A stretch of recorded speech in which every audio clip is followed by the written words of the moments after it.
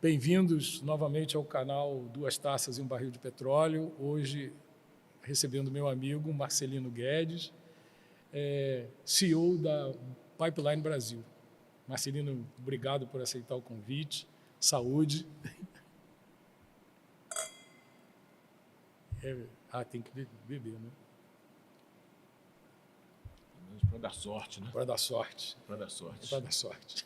Vamos por esse lado. Vamos por esse lado.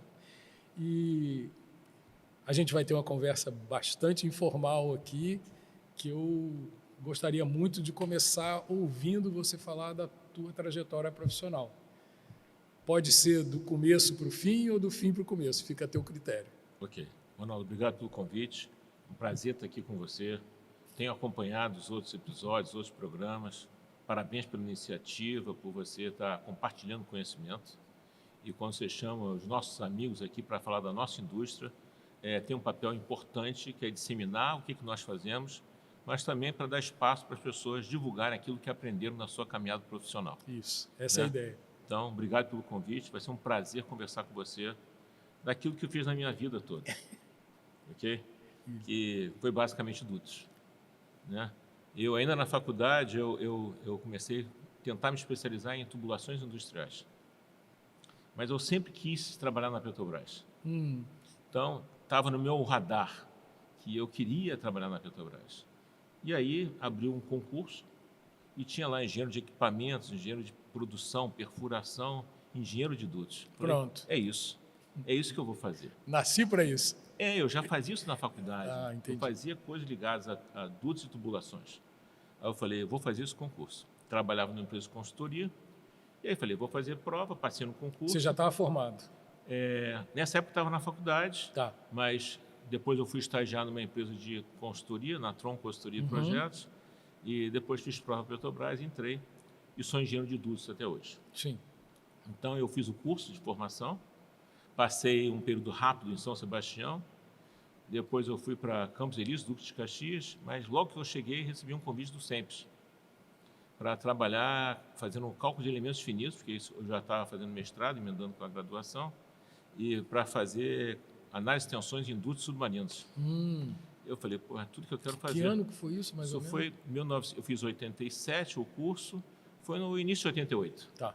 88, comecei já minha conversa com o SEMPES, aí fui para o SEMPES e fui trabalhar no setor de engenharia submarina. No setor de engenharia submarina, naquela época, estávamos projetando os manifolds para 200 metros, né? Fazendo o lançamento de dutos. Hoje em dia, a água ultra rasa, né? Hoje é Shallow water. Shallow water. E duto submarino, tubulação submarina, tubulação de manifolds, até que surgiu os primeiros problemas de deposição de parafina nas linhas de produção, que nós, na Petrobras, chamávamos de garantia de escoamento. O projeto era GARESC, GER-33 GARESC. E esse nome, você sabe, que foi desenvolvido pela Petrobras. Flow Assurance é uma marca da Petrobras. E eu estava nesse projeto, fui estudar PIG, viajei os Estados Unidos todo conhecendo os PIGs, depois fiz tese de mestrado em PIG, e aí um dia falaram, vamos criar um programa de tecnologia de dutos no SEMPES, chamado Produt. Produt, Isso. Aí me convidaram para ser o coordenador do Produt, e no meio dessa confusão toda acontece Baía de Guanabara, o acidente de Baía de Guanabara. E ali muda a minha vida profissional. Porque meu sonho era continuar no SEMPES. Eu queria ficar no SEMPES. Mas aí teve o acidente da Baía de Guanabara, que teve uma dimensão grande no país, de mídia e tudo mais. Nacional. Isso, uma pressão enorme. Aí falaram, olha, tem que pegar uma pessoa para nos ajudar aqui no EDISE, no edifício da Petrobras, na sede da Petrobras, para atuar nesse negócio de dutos. Aí eu saí do SEMPES, fui convidado a mudar para o EDISE. Convite que não se pode recusar. É uma promoção e um desafio. E aí eu vou lá para trabalhar na recém-criada Transpetro, ainda departamento de transporte, logística. Dali eu fui gerente de tecnologia. A Transpetro ainda não era subsidiária. A parte de navios, sim. A parte de navios. A parte de navios a parte de dutos não estava. Não, foi logo depois. Aí eu já fui para a Transpetro em seguida, gerente de tecnologia, gerente geral de novos negócios, diretor de dutos, de terminais na Transpetro. Aí fui ser o diretor-presidente da Renest, lá em Pernambuco. Aí volto em 2013 E quando teve o período da Lava Jato, foi um período complexo para a empresa, e fiquei um período explicando aquelas coisas todas junto à diretoria da Petrobras. Logo depois começou a aparecer os illegal taps, né, as derivações clandestinas. O presidente da Petrobras, à época, preocupado, que também teve aquele acidente da Vale. Né? Então, o board da empresa, os diretores, o conselho, todo mundo preocupado. Falei, não, vamos criar uma estrutura específica para isso. Aí eu fiquei um período como gerente executivo de proteção de dutos. Foi o projeto mais complexo da minha vida profissional. Dali, no meio da pandemia, então estou chegando na Pipeline Brasil, Sim. no meio da pandemia, eu ia fazer 60 anos, falei, está na hora de me aposentar, já fiz um montão de coisa, vou tentar fazer alguma coisa ligado de forma autônoma. E criamos a Pipeline Brasil. É isso. Tá. Para começar, é isso. Resumo de 2 minutos. Resumo de 35 anos em 2 minutos. Não, tá ótimo, deu para entender super bem. Você já falou aqui, né? Passou primeiro pela Petrobras. Primeiro não, né? Mas logo no começo da tua carreira pela Petrobras, uma série de desafios, e um deles, que você não chegou a tocar agora, foi a construção da refinaria lá de Pernambuco. Isso não foi, eu imaginava que esse tivesse sido o teu maior desafio. Não foi, apesar da complexidade, eu não era responsável pela construção. A refinaria Abreu Lima era dona do ativo.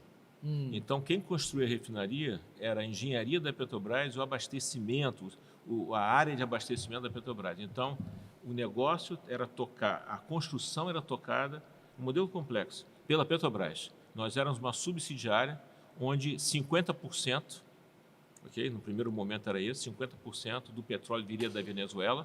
Pois é, tinha essa história do petróleo da Venezuela, que acabou nunca acontecendo, né? É verdade. Teve um período muito grande de negociação. A Venezuela fez 2 propostas muito alinhadas com o que a Petrobras queria, mas não foi para frente.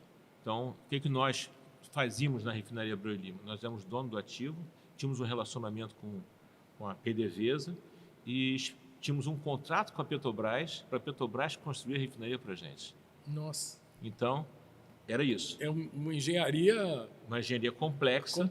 Os desafios foram grandes, não tenho dúvida disso, mas o meu maior desafio profissional foi a área de proteção de dutos, porque é multidisciplinar, você tem que investir em tecnologia, você tem que ter relacionamento com a comunidade, você tem que ter relacionamento com o poder público. É multifacetado, né? É multidisciplinar e com uma dimensão que o outro lado também tem inteligência e o outro lado é mutável. Então, diferente quando você faz um projeto de duto, você define as variáveis de profundidade, correnteza, né? O aço, você define tudo e você está com as variáveis no seu controle. Este tipo de caso é diferente, porque o outro lado também tem inteligência e também se prepara. E tem um homem, que é a coisa mais complexa. Tem variável não controlada. Tem várias dimensões de variáveis não controladas, né? Eu aprendi muito nessa área e foi um dos desafios fantásticos. Legal. É engraçado quem está de fora, olhando a tua trajetória lá na Petrobras, sempre imaginei que o maior desafio tivesse sido a construção da refinaria pela complexidade da obra, pelo gigantismo da obra. E por essa costura também bastante atípica. Não foi a primeira vez que a Petrobras estava se relacionando mais proximamente, vamos dizer assim, com a PDVSA, e acabou não... O projeto era muito interessante, porque ele tinha um conceito parecido com o conceito de Itaipu e do Gasbol, onde o Brasil ia importar energia e ia, na balança comercial, exportar produtos. Então... agregava valor, né? Agregava valor a eu vou importar petróleo da Venezuela e vou... Porque a balança comercial na época da Venezuela com o Brasil tinha um desequilíbrio de 6 bilhões de dólares por ano. Então, como buscar um equilíbrio nessa balança comercial? Então, o pessoal do Ministério de Relações Exteriores, o pessoal do Itamaraty, é que estruturou essa ideia, esse conceito de buscar um equilíbrio da balança comercial. E como fazer isso? Trazer petróleo Fazia como se fosse uma importação temporária, era essa a ideia? Não. Importar petróleo e exportar produtos para equilibrar. Agregava valor. Assim como acontece com a importação de energia da Bolívia, através do Gasbol, assim como você importa energia de Itaipu. De Itaipu. Era o mesmo conceito. E é interessante, porque você gerava emprego aqui. É. Você gera emprego aqui importando energia. Você importa energia, gera emprego, produto e exporta produto. E muito aí entra a interessante. divisa. É bem interessante. Muito interessante. Muitas pessoas não sabiam desse modelo, estava fora da Petrobras, mas foi muito legal. O mercado de geração de energia elétrica aqui no Brasil mudou muito e ele é super dependente da questão dos dutos. A estrutura que tem hoje de dutos aqui para levar, por exemplo, gás natural para as térmicas é adequada? Precisam aumentar? Como é que você vê isso? Bom, Fernandinho Cunha esteve aqui outro dia falando sobre as térmicas. Isso. E, assim, assustado com a questão da infraestrutura. Eu digo para você o seguinte, vamos falar um pouco da infraestrutura de dutos no Brasil. Vamos, né? Começar por aí. O primeiro duto de transporte no Brasil, ele começou a ser estudado em 1928. E ele tinha ideia de como colocar mais derivados de petróleo na cidade de São Paulo, que demandava muito combustível. Então, começaram a estudar o quê? Um duto, né, que sairia da Baixada Santista chegando em São Paulo. Para chegar. Né? Santos Jundiaí. Okay? Então, já tinha uma ferrovia, Santos Jundiaí, e era controlado pela Rede Ferroviária Federal. Poucas pessoas sabem que o primeiro duto de transporte no Brasil foi construído pela Rede Ferroviária Federal. Não, eu não sabia. Isso. E com certeza a maioria da nossa audiência aqui também não sabe. Então, o primeiro duto foi construído em 1950 pela Rede Ferroviária Federal, antes da existência da Petrobras. Okay? E não tinha refinaria ainda? Não tinha duas refinarias privadas pequenas, mas não da Petrobras. A Petrobras não, mas ali depois. Em Cubatão não tinha ainda. Não. Então entrava era combustível importado. E por trem. Onde o pessoal vinha de navio e dali subia de trem. De trem. E aí percebeu que esse modal não era eficiente, precisava ter o quê? Um duto. E um duto é o seguinte, grandes distâncias, né, e grandes volumes. Isso. E o duto, então, começou a ser eficiente. A rede ferroviária, então, constrói o primeiro duto de transporte. Então, Petrobras chega depois. Quando chega em 1973, a rede não estava bem em questões financeiras e a Petrobras tinha interesse naqueles ativos. Então, a Petróleo Brasileiro S.A. adquire todos os ativos de logística, de transporte e movimentação de petróleo e derivados da rede ferroviária. Olha só. E aí, o que acontece, Ronaldo? Todo o assunto de logística e transporte de petróleo e derivados fica ligado, na história do Brasil, ao Ministério de Minas e Energia, que é uma distorção em relação aos Estados Unidos. E os Estados Unidos, os dutos são ligados ao DOT, Department of Transportation. Aqui não, duto aqui é ligado à energia. Ok? Está ligado no que está dentro, né? E com isso tem algumas distorções. Então, quando você tenta fazer estudos comparando os modais, como vamos tirar caminhão das estradas, para botar as nossas estradas mais eficientes, botar o transporte de combustível, não no caminhão, e sim no duto, existe uma dificuldade, às vezes, até de comunicação. Porque você fala, quem estuda hoje duto no Brasil é PE, Ministério de Minas e Energia, alguma coisa na ANP e as operadoras. Né? No passado, era Petrobras e Ministério de Minas e Energia. Hoje... O Ministério do Transporte não se mete nisso. Não se mete nisso. Caramba. Então, é um negócio assim que é um diferencial, porque você não compara os outros modais. Você não tem estudos integrados olhando os modais. Então, isso é uma observação. A outra que eu vejo é o seguinte, por que o Brasil tem poucos dutos? Né? Você fala assim, os Estados Unidos têm quantos quilômetros de dutos? Para a gente chegar na sua pergunta. Sim. Né? 800 mil quilômetros de dutos de transporte e movimentação. 800 mil quilômetros. O Canadá tem em torno de 350. Rússia deve ter uns 280 mil. Okay? O Brasil tem 26 mil quilômetros de dutos. Está noutra ordem de grandeza. Outra ordem de grandeza. Vem depois o México, vem depois... A China tem um programa grande, mas está longe desses números. Quando você fala de dutos, Ronaldo, no mundo inteiro, você tem que falar de 3 países. Você tem que falar dos Estados Unidos, Canadá, Rússia e Canadá. Esses são os 3 grandes países quando você fala de dutos. Grandes territórios também, né? Grandes territórios, grandes produtores de petróleo, grandes consumidores, são esses países. É o cenário perfeito, né? Isso. Alguém pergunta assim, mas por que o Brasil tem poucos dutos? Tem algumas razões históricas, geográficas e muito interessantes. Primeiro, porque nós temos a Serra do Mar. Isso motivou que a população ficasse na costa. Né? Primeira razão. A outra... Razão quase sociológica, né? Claro, e tem ligado com a nossa história de ocupação do território. Exatamente. Então, a nossa população ficou na costa, tinha a Serra do Mar, que era uma barreira natural. E com isso, o que aconteceu? População na costa, começamos a construir o quê? Terminais marítimos ao longo da costa, o transporte é feito de cabotagem. Então, poucas pessoas sabem, a FRONAP, a Frota Nacional de Petroleiros, que hoje é parte da Transpetro, né, ela foi criada antes da Petrobras. O Brasil é um país importador de petróleo e derivados. Sim. E como é que abasteciam as cidades? Nos terminais aquaviários. Então, a população na costa, o transporte... Estava bem resolvido. Estava bem resolvido. Só que aconteceu o segundo fenômeno, que foi, vamos descobrir, o Brasil vai se tornar um grande produtor de petróleo e gás. Mas onde é que está o nosso petróleo e gás? Na costa. Na costa e próximo dos grandes centros. Então, o Brasil não tem É dúvida. uma conspiração perfeita, né? Mas que bom que a gente... Não é que bom, isso. Né? Que bom, nós não precisamos ter muitos dutos. Né? Aí você vê assim, então, a população está aqui, a produção está aqui, as distâncias são curtas, nós estamos atendendo. Está resolvido? Estava. Aí que tem uma observação em cima da sua pergunta. Estava. E por que estava? Qual a região que mais cresce hoje no Brasil? Centro-Oeste. Centro-Oeste. E aí que Sem vem... duto. Sem duto. Né? Se eu te perguntar, como é que chega gás natural em Brasília? Do gasbol? Não. Vem aqui? Não chega. Não chega? Não chega. Então, a capital do Brasil, da 8ª ou 9ª economia do mundo, não tem gás natural. Não, peraí. Você está me dizendo que Brasília não tem gás natural? Agora são 6 e pouco, todo mundo vai ligar em casa. Não tem, não existe consumo de gás natural em Brasília. E o que as pessoas consomem? GLP. E GLP transportado de? Caminhão. Na melhor das hipóteses, de trem, né? De caminhão. Ok? 99%. De caminhão. Então, você transporta GLP para o centro-oeste de caminhão. Então, o que eu quero dizer para você é o seguinte, vem uma onda de construção de novos dutos no Brasil. Então, não é só das térmicas, mas as indústrias também demandam, né? A sociedade demanda por uma queima mais limpa.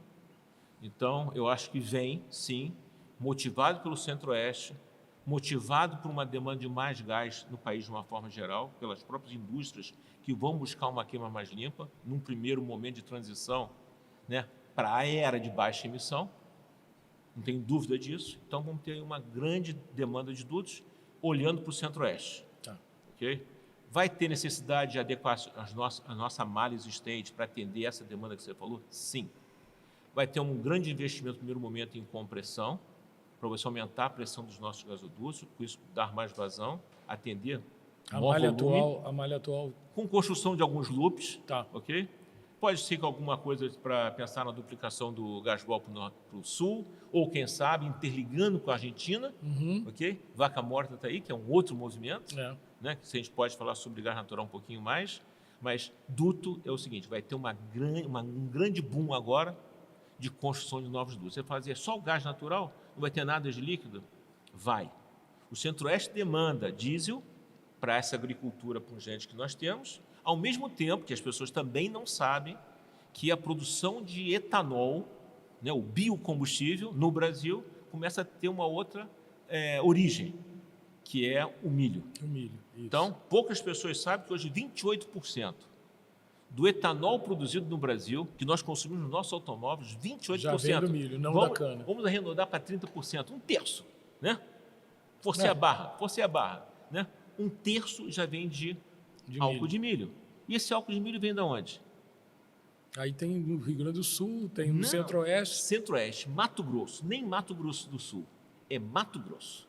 Então, tem um esforço hoje sendo feito para estudar uma logística eficiente, para trazer etanol do Centro-Oeste por duto, e aí sim, aproveitar esse momento, construir um duto para o Centro-Oeste levando combustível.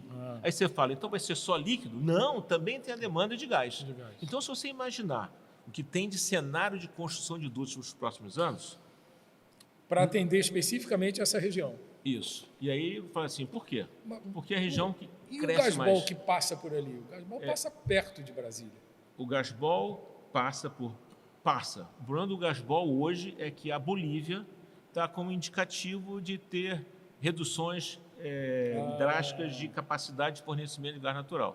Então, todas as projeções é que a Bolívia já está tendo essa indicação Então, que nós no passado importávamos 30 milhões de 30 metros milhões era cúbicos, o número... hoje são 10 milhões, 12 milhões, 13 milhões. Caramba, está fazendo muita diferença já. Já. E isso está sendo suprido pela nossa produção nacional. Tá.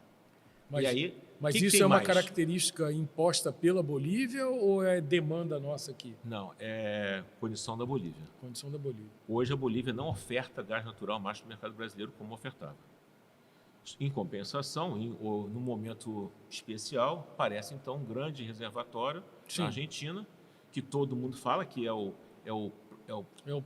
pré-sal argentino e que tem um potencial enorme para suprir o grande mercado consumidor da América Latina ou da América do Sul. Onde é que está o mercado da América do Sul? O mercado da América do Sul está em São Paulo. Então, metade, quase isso, metade. E como viabilizar esse gás de Vaca Morta chegar a São Paulo? E aí tem vários estudos, vários caminhos. Né? Tem o caminho para o Uruguaiana. Tem. Então, nós temos... Esse seria o caminho natural? Esse assunto dá quase um programa. Se você me chamar aqui, eu vim conversar com você só sobre isso. Porque existem 4 alternativas de caminho.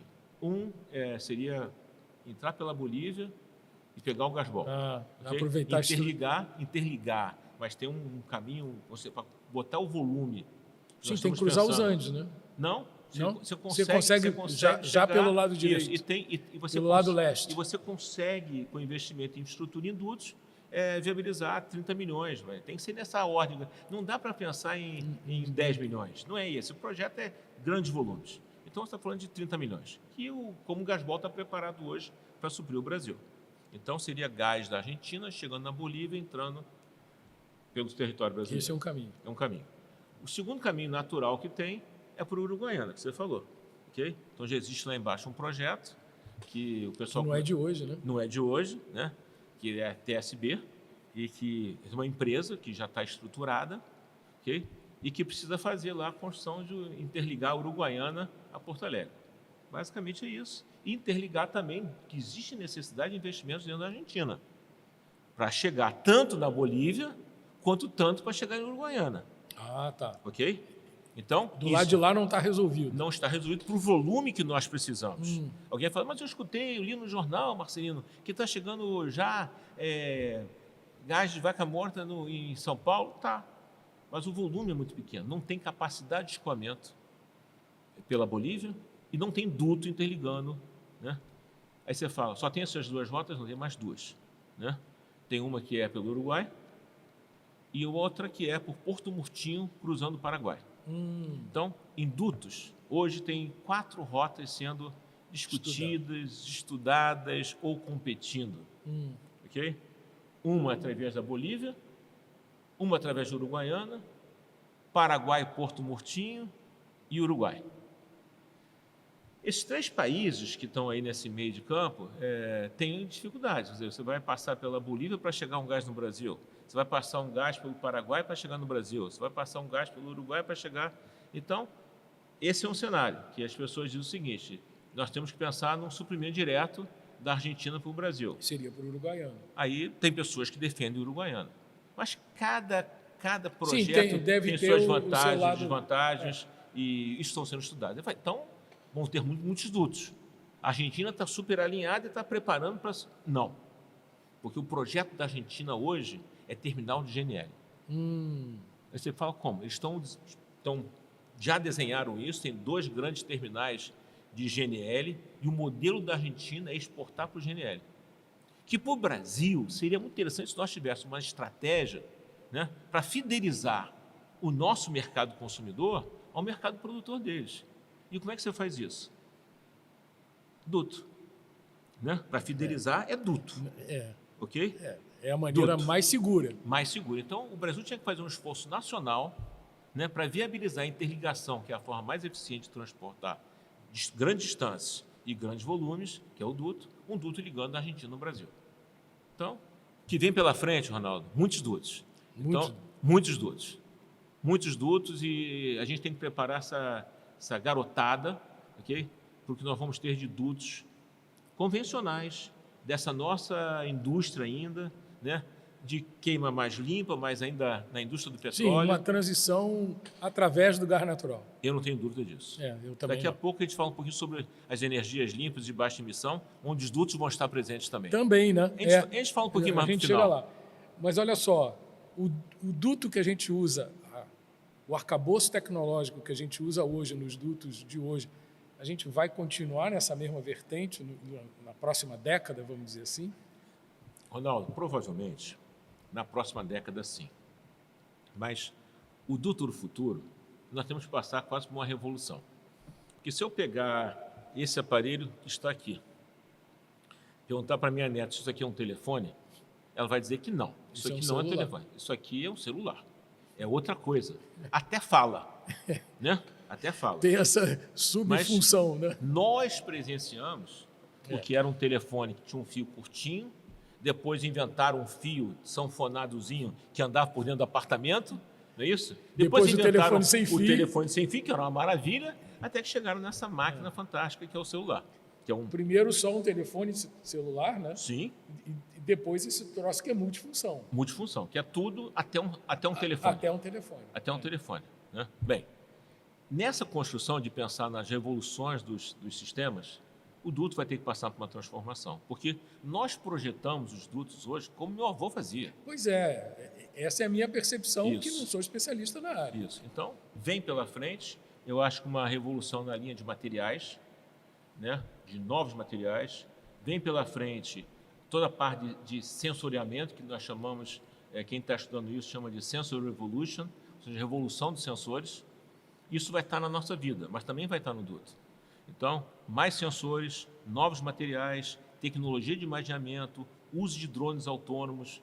Então, o duto vai ser construído de uma forma diferente, mais eficiente, mais integrado à sociedade, com menos, gerenciando melhor o risco operacional. Isso que eu imagino, então, que hoje talvez a sociedade só perceba o duto quando tem acidente. A gente pode fazer um outro programa só disso. Né? Duto, Ronaldo, não é isso? É verdade. Não é isso? É verdade. Porque assim, o duto, ou esteja enterrado ou esteja na superfície, ele está lá paradão, ele não se mexe, ele está ali transportando. Isso. Ele só é olhado, isso. Ele só é percebido quando vaza, quando pega fogo. Não é isso? Verdade. Ou quando alguém fura no lugar errado. Porque eu digo que é igual. Nós estamos agora aqui conversando, tranquilo, e todos os dutos no Brasil estão operando. Então, por exemplo, está chegando molécula da Bolívia, chegando em São Paulo e descendo até Porto Alegre. Eu estou conversando contigo, o Osbra, que é o oleoduto São Paulo-Brasília, está levando gasolina, diesel para o Centro-Oeste 24 horas por dia. Né? Então, está tudo funcionando. E a gente está aqui conversando tranquilamente. Agora, se tiver um vazamento, tiver qualquer fato em um duto, ele está na primeira página do jornal. Um duto, quando falha, ele atinge as pessoas e o meio ambiente. Então, o duto é igual, eu vou dizer de uma forma popular, igual o goleiro, né? Ele falhou, todo mundo se lembra dele, né? Ele defendeu, não fez mais do que obrigação. Não. E o atacante que ganhou, fez 3-0, o goleiro estava lá e nem aparece. Nem aparece. O duto tem um pouco disso. O duto também tem um pouco, igual a empresa de transporte aéreo, sabe? Porque não pode falhar. Porque a falha está vinculada a uma grande tragédia. Então, o gerenciamento do risco operacional é uma das grandes disciplinas da indústria de dutos. Ou seja, é igual uma empresa de transporte aéreo. O avião não pode decolar se ele tiver qualquer dúvida que ele pode botar em risco. Ele fica em terra. Ele fica em terra. Não decola. O duto tem que ser igual. Antes de operar, você não pode imaginar que ele pode falhar. O duto não pode falhar. Um avião não pode cair. Isso. Então, duto tem esse... E por que isso, Ronaldo? Você sabe por quê? Porque o duto está instalado na propriedade de terceiros, na calçada das pessoas, ou em alto mar. Do lado da estrada. Junto à reserva florestal. Isso. Então, é o seguinte, ele falha, ele atinge pessoas e o meio ambiente. É isso. E os ativos. Dos mais variados. Claro, não tenho dúvida disso. Mais variados. Não tenho dúvida disso. Você lembra aquele acidente que teve na Baixada Santista lá, que estava no meio de uma comunidade, pegou fogo? Você estava falando de Vila Socorro. Vila Socorro. Isso. 24 de fevereiro de 1984. Ok? Foi o maior acidente. Primeira página de tudo que é jornal na Sim, época. sim. Notícia durante vários dias nos telejornais. Isso. 93 fatalidades. O maior acidente da indústria de óleo e gás no Brasil. Então, até hoje, né? Até hoje. Ainda bem, né? Claro, ainda claro, bem. claro. Já que aquele aconteceu... E nós aprendemos muito. Imagino. Muito. Então, tem aspectos importantes da nossa indústria que aquele acidente... Ensinou, ajudou muito, a aprender. Muito. E no Brasil nós tivemos 2 grandes movimentos. Uma foi as operações centralizadas, incêndio de controle, que antes nós não tínhamos isso, e a inspeção com pico instrumentado.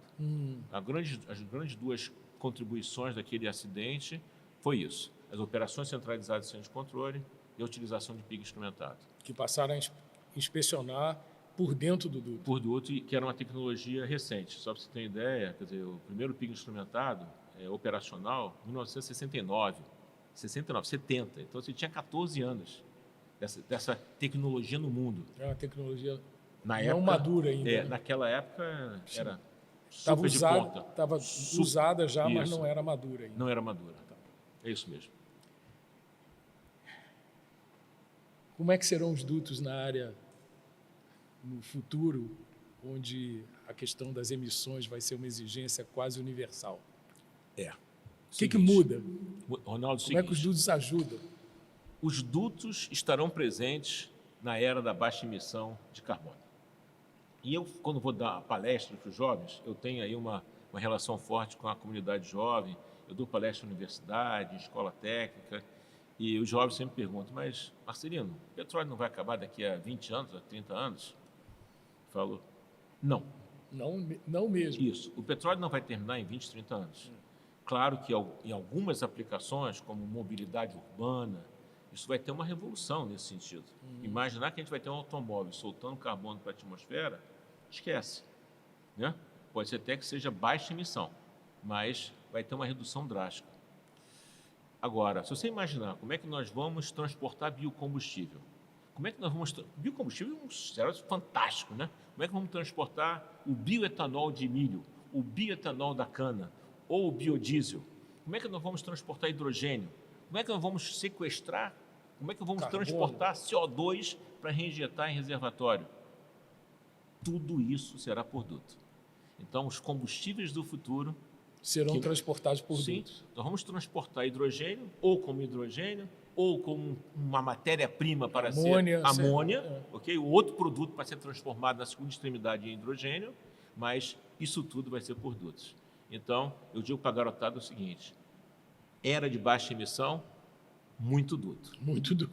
Mais do que hoje, provavelmente. Se você falar assim, faz assim uma avaliação de futuro, né? Como é que vai ser? As fábricas não vão poder mais jogar nada para a atmosfera. Então, você vai ter que ter um sistema de coleta. De quê? De CO2. Né? De qualquer coisa que você tenha lá, você vai fazer um sistema de gathering, de coleta, vai concentrar em hubs. Esses hubs vão entrar em linhas de trunk lines, né? Vão mandar para algum lugar. Vão mandar para algum lugar. Né? O carro já não vai estar mais emitindo, que vai estar utilizando hidrogênio, ou carro elétrico, ou biocombustível, onde o ciclo é fechado, ok? Ou quase fechado. E simplesmente vai ser o seguinte: olha, carro já emite muito pouco. As indústrias vão estar emitindo ainda. Então, vamos coletar das indústrias, vamos concentrar, gerar dutos, trunk lines e vamos reinjetar nos reservatórios. Então, quem vai fazer todo esse papel? Uma malha de duto. Uma malha de dutos. Então, se você imaginar o que vem pelo futuro... Muito duto. Muito duto. Né? As pessoas falam: pô, Marcelo, você só fala de duto. Cara, olha só, duto é minha vida. E não tem outra solução. Por enquanto, não tem outra solução melhor. Não tem. E quando você pensar em combustível, e combustível líquido, combustível gasoso, né? Porque isso é outra coisa interessante.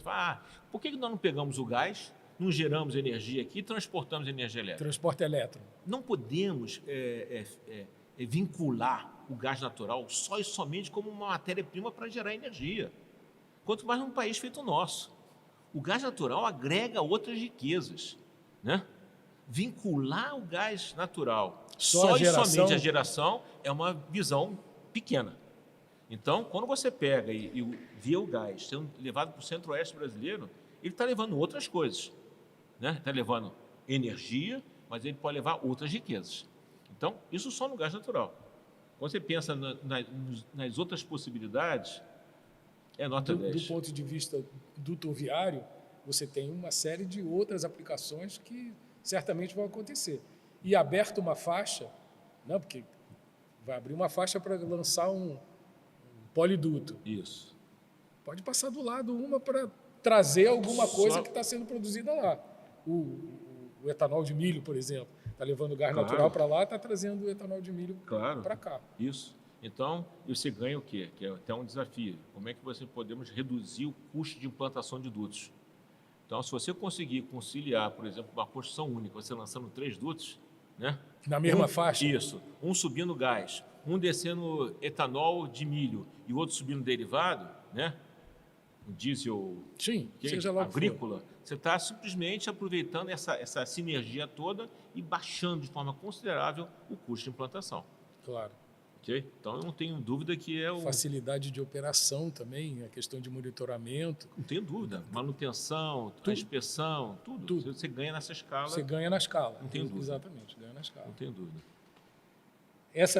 Já que a gente falou de faixa, né?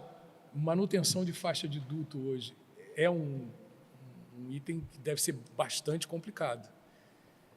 É muito diferente de fazer a manutenção numa faixa de duto aqui no Sudeste ou no Centro-Oeste, lá em Urucu, no Urucu-Manaus, por exemplo?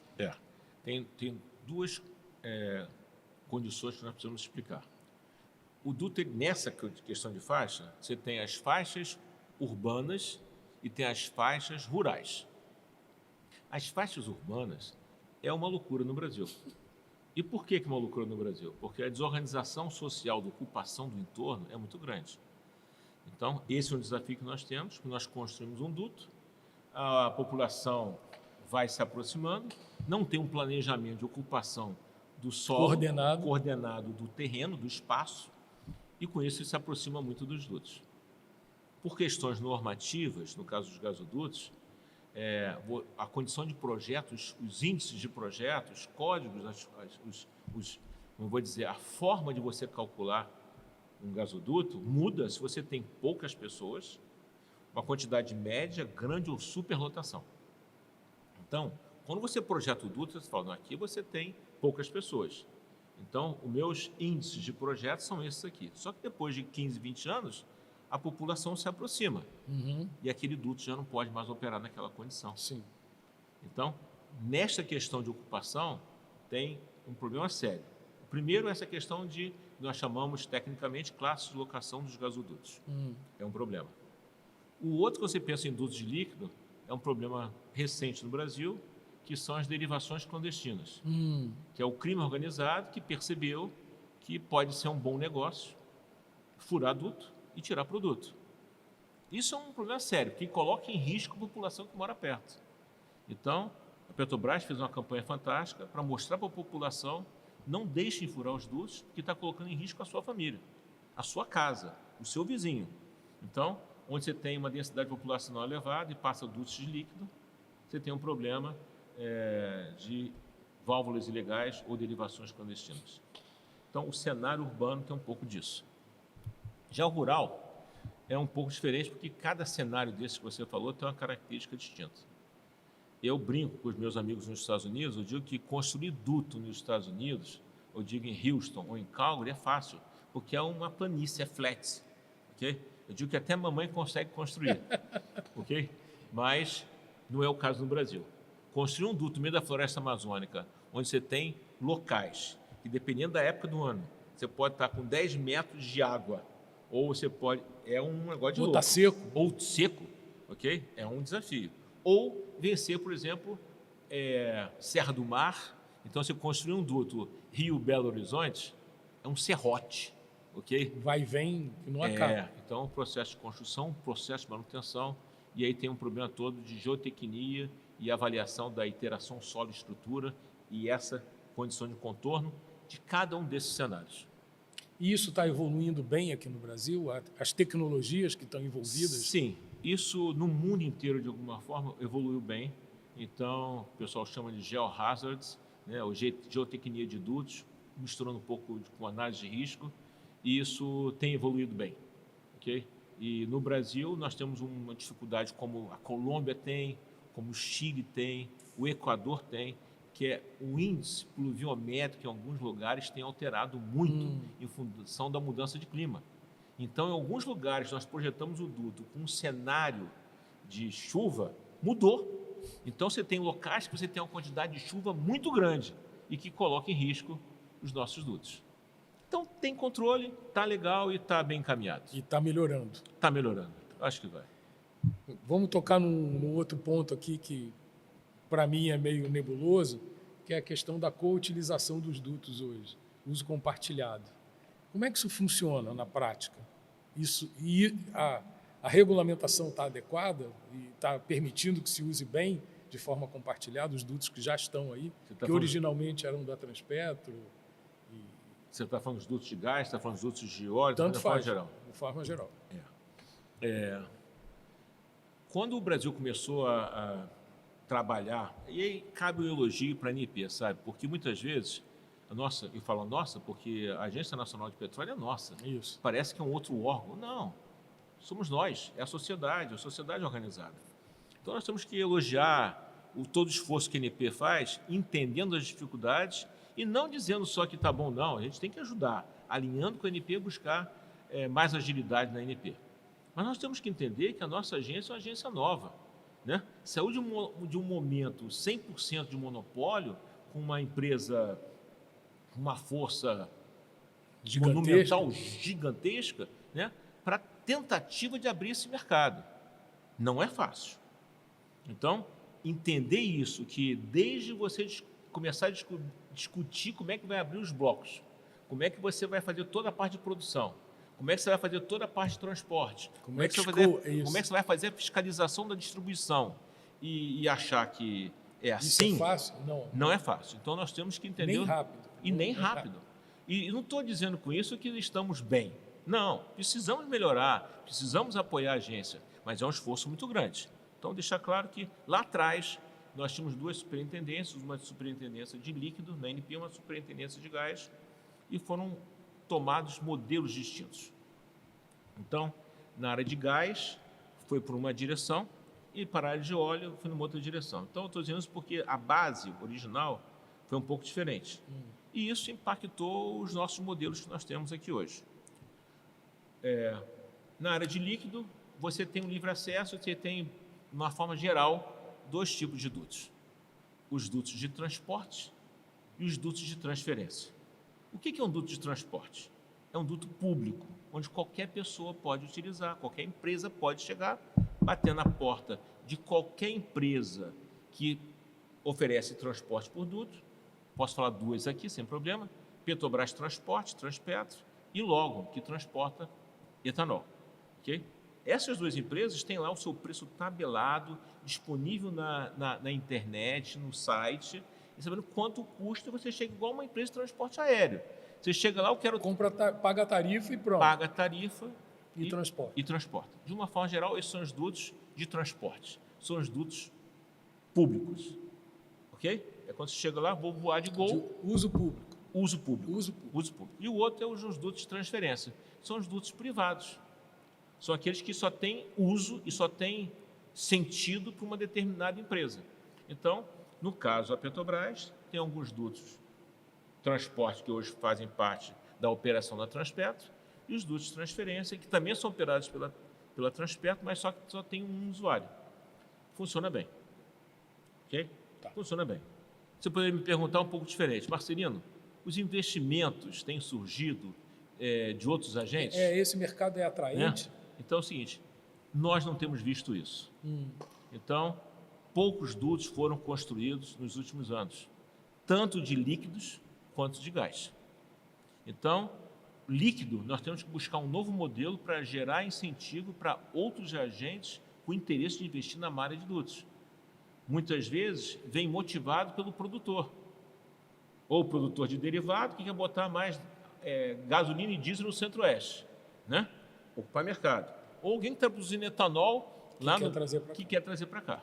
O que nós temos que construir são modelos financeiros, modelo de estruturação do negócio, que seja atraente para investidores para colocar os seus recursos. Que não seja investimento estatal. Que não seja investimento só ou de estatal ou do próprio interessado pela carga, né? Que fica com a sua limitação. Entendi. Ok? Entendi. Ou seja, vai um pouco além do usuário nas duas pontas. Isso, ou seja, que seja um negócio lucrativo. Lucrativo como é no mundo inteiro. Sim. Okay? Um banco poder botar dinheiro ali porque o negócio é bom. Ou um fundo de pensão. Isso, um fundo de pensão, um fundo de investimento, seja lá o que for. Isso. Seja lá o que for. Tá. Essa é a parte de líquido. Tá bom? Tá legal, é assim que está. Hoje, a Petrobras é a proprietária dos dutos que são operados e mantidos pela Transpetro. Tá. Dutos de transporte e transferência. O que aconteceu na área de gás? Na área de gás, a partir de 2015, 2016 e consolidando já em 2017, teve abertura da atividade de transporte de gás natural no Brasil. A Petrobras, então, sai, divide a sua malha em duas. Uma malha chamada NTS, Nova Transportadora do Sudeste, e a outra chamada TAG, Transportadora Associada de Gás. Esses eram os nomes originais das empresas, que hoje já são conhecidos como NTS e TAG. Mas só para dizer que esses são os nomes originais. A Petrobras, então, pega a sua malha de gasodutos, separa em duas grandes malhas, não esquecendo do Gasbol, onde a Petrobras tem, se não me engano, 51% de participação no Gasbol. Essa era a participação e falou, vamos começar vendendo os dutos do Sudeste. Então, foi feito então um processo de investimentos e empresas estrangeiras compraram os ativos do Sul e Sudeste, né? Origem basicamente do Canadá. Norte e Nordeste, essa malha foi comprada por investimento basicamente da França, com também alguns investidores do Canadá. Então, hoje nós temos dois grandes players, ok?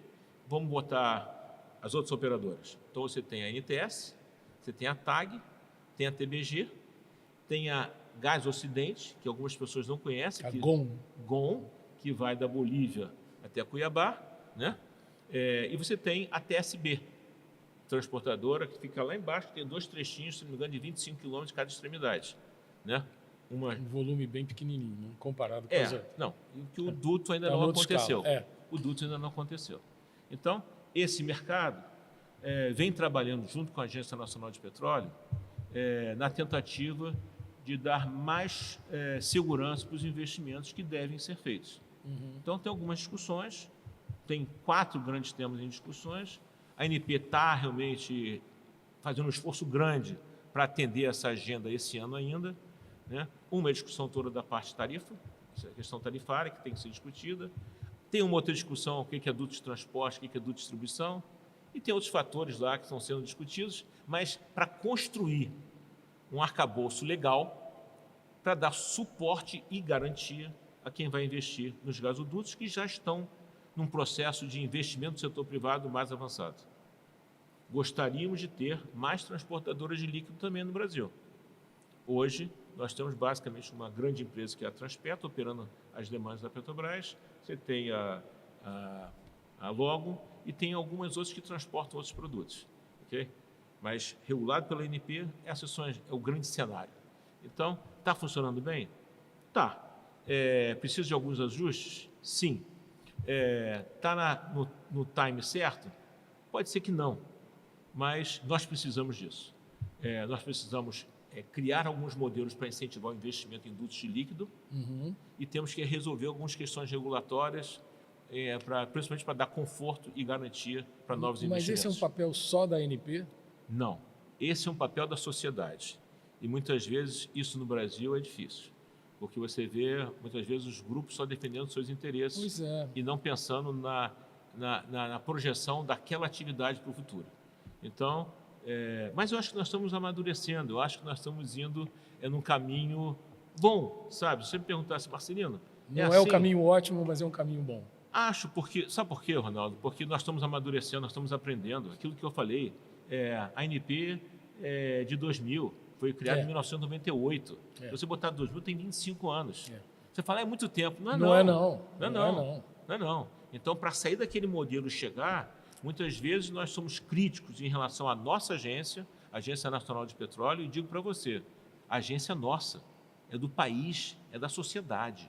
Então, nós temos que buscar esforços para colaborar com a ANP de todos os desafios que ela tem.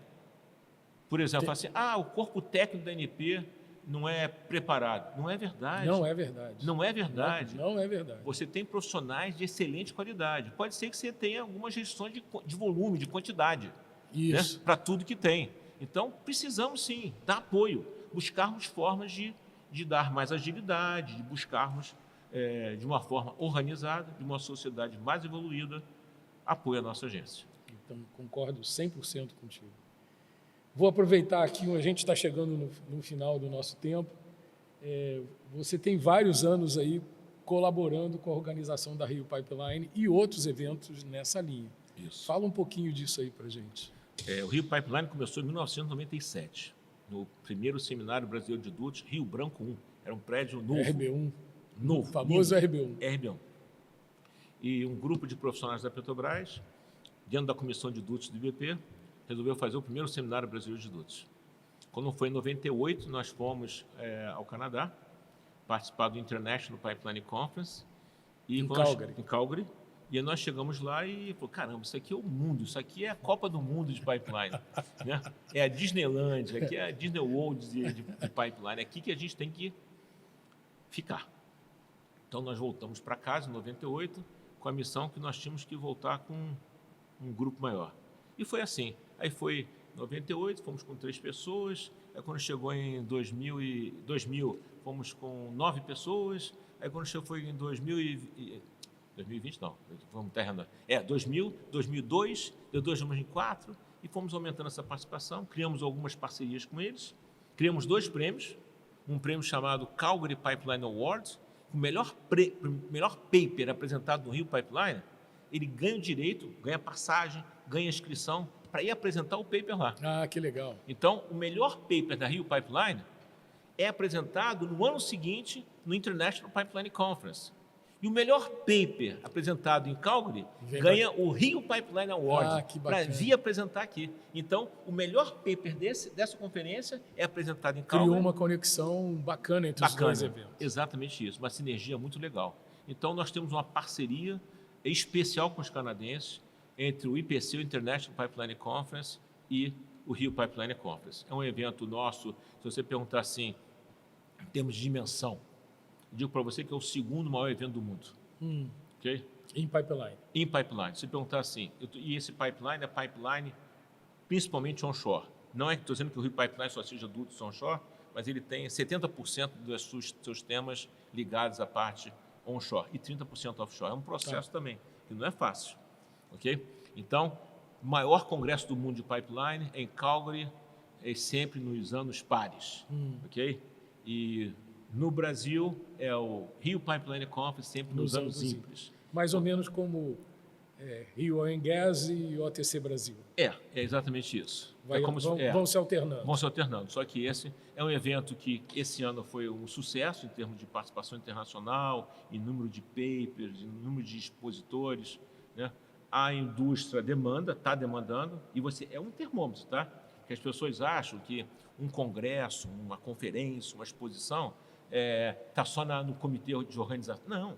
Não. O mercado é fundamental. Se o mercado estiver aquecido, é uma energia total para aquela conferência ser um sucesso. Claro que a equipe que organiza é fundamental. Então, a química é isso. Esse momento de demanda, de ansiedade, de querer fazer busca mais... Busca por conhecimento. Isso, e busca por soluções que estão sendo demandadas nas suas empresas.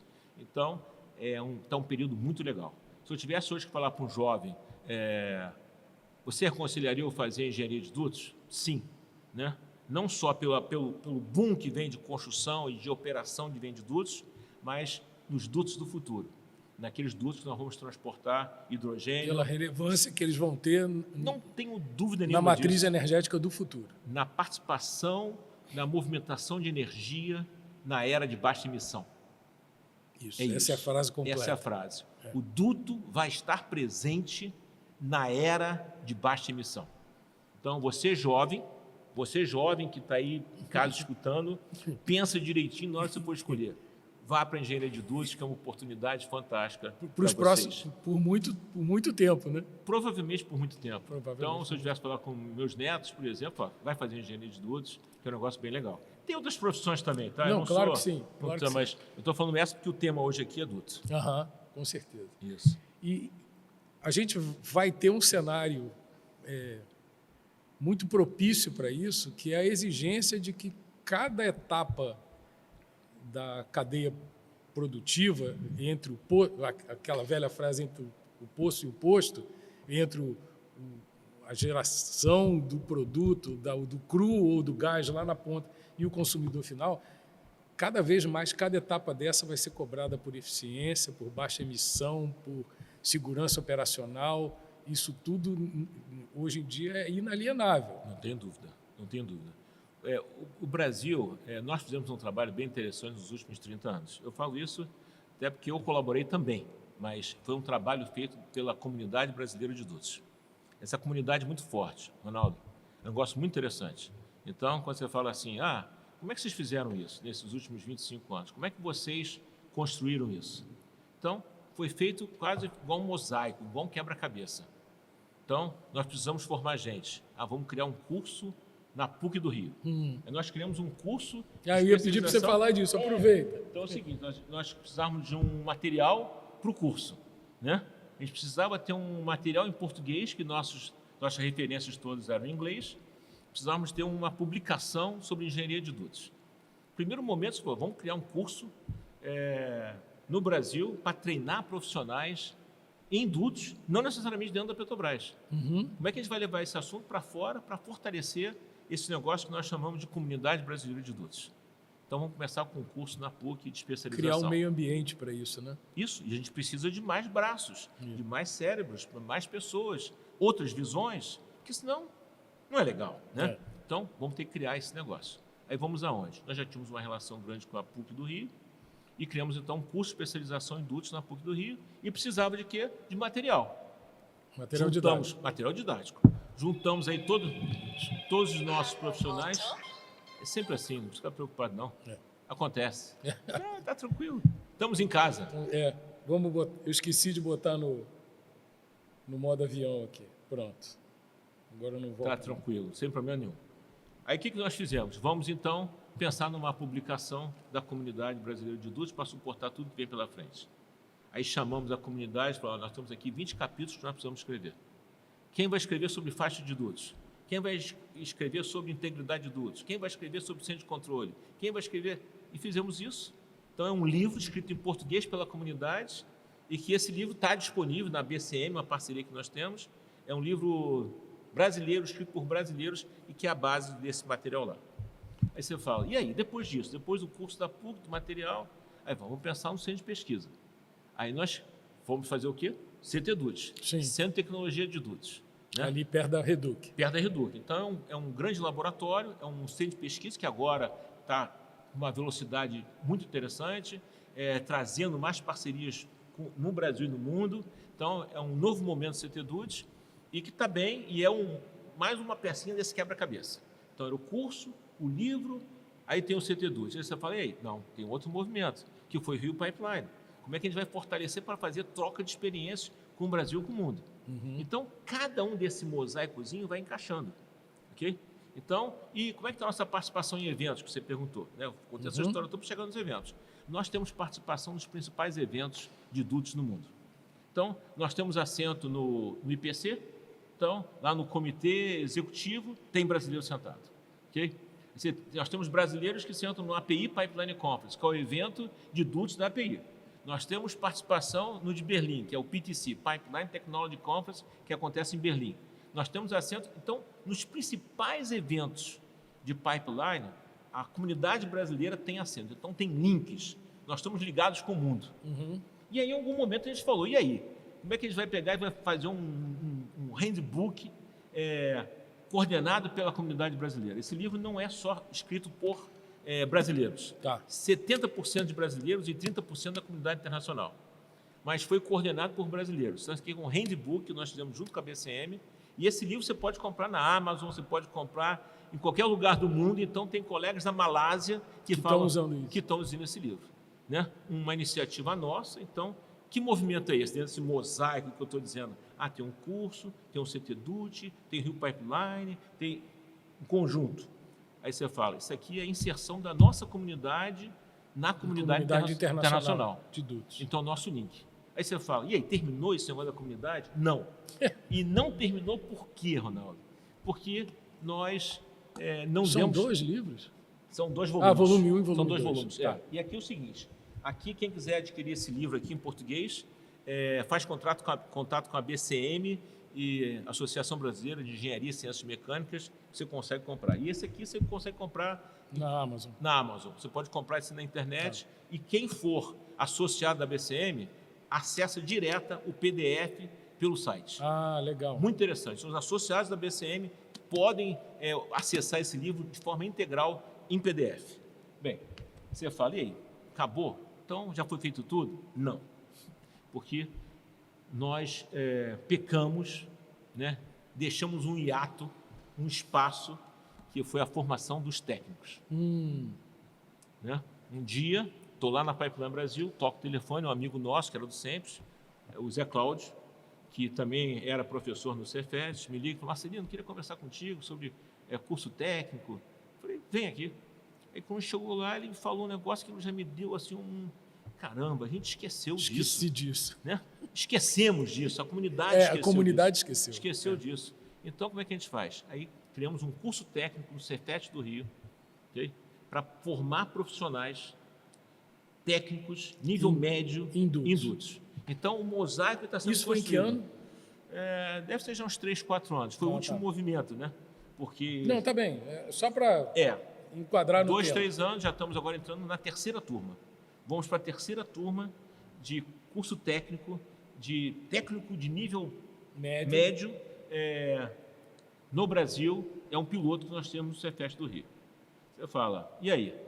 Formar gente, investir em tecnologia, fazer redes no mundo. E a gente tem que ter agora o próximo salto, que é levar nossas empresas para frente, para o mundo. Né? E eu sou otimista, Ronaldo, em algumas coisas, sabe? Eu falo... A gente tem muita solução tecnológica para essa área aqui no Brasil que está na fronteira do conhecimento. Tem, mas eu queria falar sobre a importância das startups. Eu sei que você é um entusiasta desse negócio, e eu quero falar um negócio. O Brasil vai ser diferente, e eu sou otimista nisso, por uma simples lei que foi criada, que é aquela lei do 1%. Né? Ninguém consegue imaginar o que seria a universidade brasileira hoje, sem aquele 1%. Sem esse 1%. É fato. Né? Então é o seguinte, a universidade brasileira, estou falando da área tecnológica, pelo amor de Deus, não estou falando da área médica, estou falando da área social, da área tecnológica. Né? Que seria a universidade brasileira sem a participação dos investimentos do setor de óleo e gás. Isso. E o que está dando de resultado? Uma quantidade enorme de startups que estão surgindo nas incubadoras e das iniciativas, que é questão de tempo, Ronaldo. Eu não tenho dúvida, ok? O Brasil está falando melhor inglês, o Brasil está indo para o mundo, os nossos jovens estão ficando bem preparados para essa questão do movimento internacional, no movimento global, e esse 1% vai mudar essa percepção da inserção da tecnologia made in Brasil fora. Okay? Eu sou um otimista. Pode ser que eu não esteja mais por aqui, por causa eu já faço parte dos 65 mais. Mas não importa. Não importa, cara. O importante é que nós contribuímos um pouquinho. E vai ser muito legal ver que o Brasil vai ocupar um espaço que nós precisamos ocupar. Isso. E assim, vou pegar um gancho no que você falou, já que você falou do 1%, ele vai ajudar na transição energética também. Não tenho dúvida disso. E é a única fonte razoável de recurso, aqui no Brasil, principalmente, para fazer financiamento da transição energética. Não tem outra que seja relevante. E várias startups estão pegando essa direção. Isso, né? exatamente. Então, mas eu acho o seguinte, o que é interessante é a mudança. Que isso é outra coisa, porque provavelmente os nossos pais pensaram da mesma forma. Vou orientar meu filho a fazer uma prova para o Banco do Brasil, para o Banco Central, para a Petrobras, porque vai ser um emprego certo. A sociedade mudou. Completamente. A sociedade mudou. E o que eu estou percebendo é que os jovens com vontade de fazer engenharia estão buscando outras formas de remuneração. Acho que as startups no Brasil vão mexer e vão fazer uma revolução. Tem pessoas que falam, Marcelino, você é um otimista nato. Não, sou não. Eu sou muito crítico, às vezes sou contundente demais. Mas nesse aspecto eu sou um otimista. Acho que as startups vão mudar esse cenário no Brasil e o Brasil vai estar inserido no mercado global. Concordo contigo. E acredito nisso também. Que bom. Acredito. E, assim, os exemplos... Você sabe que eu estou militando aí na cadeia de suprimento, fundamentalmente da área de petróleo e alguma coisa da área de energia. Cara, as soluções que eu tenho visto, assim, tenho visto gente de fora do Brasil dizendo: nunca pensei que eu ia encontrar uma solução dessa desenvolvida por uma microempresa brasileira. Aliás, nem por uma microempresa de qualquer lugar que seja, mas gente de fora do Brasil. Eu ouvi isso, eu não posso dizer o nome da empresa aqui, mas um gerente de tecnologia de uma empresa lá de Houston, uma gigante lá de Houston, falou isso assim na minha cara. Você me apresentou 5 soluções aqui geniais, 5 de startups. Você quer ver? Não sei se esse é o assunto para começar a fechar esse assunto, de repente era o assunto para ter começado. A gente pode fazer outro. Mas, só para entender, nós somos... O movimento de exportação de cérebros do Brasil, ele passa por uma crítica muito grande. E muitas vezes eu tento ver pelo lado positivo. Então, quando eu chego numa empresa lá fora, e eu chego e falo assim: Marcelino, eu sou brasileiro, eu estou aqui há 10 anos. Isso mostra o seguinte: nós formamos bons profissionais. Claro que sim. Isso. Então, tem vários segmentos que sabem disso. E o nosso é um exemplo disso. Nós temos muitos garotos em Houston, temos muitos garotos em Calgary, temos muitos garotos em Oslo, temos muitos garotos em Newcastle. Então, eu digo para você o seguinte: isso é a prova que nós estamos preparados para ir para esse mundo global. E eu não tenho dúvida... E ainda estamos deixando sair uma porção de gente. Sim, mas você sabe, Ronaldo, que eu digo o seguinte: essa interconexão fortalece também, porque esse profissional, ele manda informação, ele vira um âncora para a gente, ele, quando volta, ele traz uma bagagem, uma visão diferente. Não tem dúvida disso, então, mas quando volta. Claro, então eu não estou dizendo que é uma perfeição, porque tudo na vida tem vantagens e desvantagens, mas não tem só desvantagem. Não, então, claro que não. Claro que não. Não. Então, é um profissional que está fora e manda informação para a gente. Marcelino, eu estou aqui vendo um material, olha que coisa interessante, eu tenho vários jovens brasileiros trabalhando fora do Brasil que mandam informação para a gente. E então, que trocam muito. Trocam muito. Uma das 3 gigantes prestadoras de serviço aqui na área de petróleo, eu tive no departamento de engenharia dela em Houston, e quando comecei a falar em português com um colega que estava visitando lá junto comigo, um garoto levantou e disse assim: olha, você é brasileiro? Aí eu disse: sou. Por quê? Porque tem uma porção de brasileiros. E assim, saiu levantando um monte. Claro. Um monte. E aí ele falou assim: a gente vem aqui, passa 2, 3 anos aqui, depois volta para a subsidiária lá do Brasil. É isso. E aí manda um novo para cá, ele faz não é um estágio, mas passa um tempo aqui, depois volta para lá. Então, é isso que você falou, tem uma troca muito grande, e isso é muito positivo. Muito positivo. Mas nem sempre volta. Nem sempre volta, mas é um preço que a gente paga para estar inserido no mercado global. Né? Nós poderíamos ter uma política, aí, outra discussão, outro programa, outro tema, né, de como criar uma linha para manter esses garotos aqui. Vamos aproveitar, vamos falar do Young Professional Program? Vamos. Para a gente encerrar, que o nosso tempo já estourou. Já estourou. Eu sou apaixonado pelos movimentos jovens. E um profissional jovem, o que chamam Young Professional, por definição é aquele que tem até 35 anos. Isso é uma iniciativa que tem várias carreiras no mundo e em vários mercados. No mercado de adultos é recente, tem 10 anos. Essa discussão nasceu numa conversa de 5 amigos. Falamos: vamos criar a Young Pipeline Professional e vamos começar com alguns países. Já tinha um movimento na Austrália, tinha um movimento em Calgary, um movimento em Houston e logo depois veio o Brasil. E fizemos isso num evento em Houston, onde nós levamos 3 jovens de cada país. Então, foram 3 da Austrália, 3 do Canadá, 3 dos Estados Unidos e 3 do Brasil. E ali começou o movimento Young Pipeline Professional mundial, e hoje nós temos em vários países. Então, nós temos hoje Estados Unidos, Canadá, México... Tem uma coordenação centralizada? Tem. Existe uma Young Pipeline Professional International, okay? Que chamam de YPI, né? YPI. A YPI é simplesmente um negócio que congrega no sentido de definir as regras. Tá. Mas não tem nenhuma ingerência sobre nenhuma dos capítulos. Nenhum chapter. Isso. Aí você fala assim: mas tem aonde? A Europa decidiu fazer o Europa. Então, é da comunidade europeia. Então, tem um que é o Young Pipeline Professional Europe. Tem um outro que é Malásia, tem Marrocos, vou falar, tem China, Caramba. tem Índia. Está espalhado mesmo. Tem Irã, ok? Tem Irã. Estou falando isso para você porque é o seguinte, por mais que tivesse até pressões para por que Irã, a nossa visão é por que não Irã. Por que não Irã? Ok? Não tem isso. Então, nós somos globais e somos... Sim. Né? Então, nesse conceito é o seguinte... Nós somos diversos. Somos diversos. Tem na Nigéria, tem no Irã, tem na Malásia, tem Marrocos, tem Índia, tem China, tem Europa, tem México, tem Brasil... Canadá, Estados Unidos. Estamos agora com aqui na América do Sul, Brasil. Então, na América Latina, Brasil e México.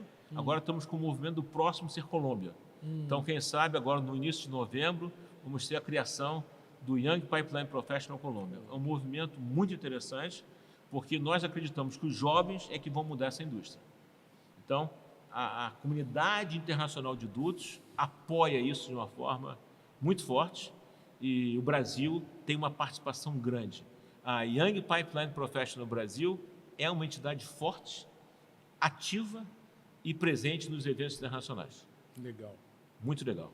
Muito bom.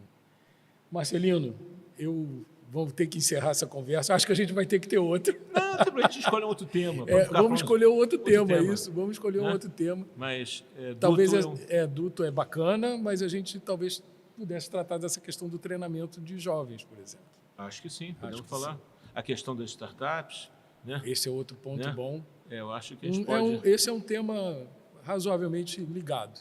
Claro. Porque sim. nas startups, a maioria das vezes, sim. estão tocadas por verdade. Jovens profissionais. É verdade. Mas legal. Pensar nos jovens é muito bom, porque você pensa na continuidade, na perenização daquilo que você fez. E acreditando que eles vão continuar fazendo aquilo que nós fizemos. Prepará-los para continuar o que já foi feito. Não tem dúvida. Marcelino, brigadíssimo por ter aceito o convite. Prazer Deixa meu. eu te dar uma lembrança, é uma caneta personalizada do canal. Opa, ok. Agradeço. Deixa eu abrir aqui, porque... Vou abrir. Claro. Abrir a canetinha, porque... Ela tem uma carga extra. Pô, obrigado pelo Fica presente. Evidente. Mas presente é especial. Mas eu gostei mesmo de ter a oportunidade de estar aqui com você. Foi um prazer, muito pouco do que é o mundo de dutos e da força da comunidade brasileira de dutos e o trabalho que ela vem fazendo no nosso país. E hoje em dia o reconhecimento que se tem fora do que se faz aqui. E digo para você que é um trabalho que a comunidade fez muito bem e os jovens estão chegando para dar continuidade. Legal. Tá bom? Obrigado muito pelo convite. Obrigado. Não, eu que agradeço. Tudo de bom. Um abraço.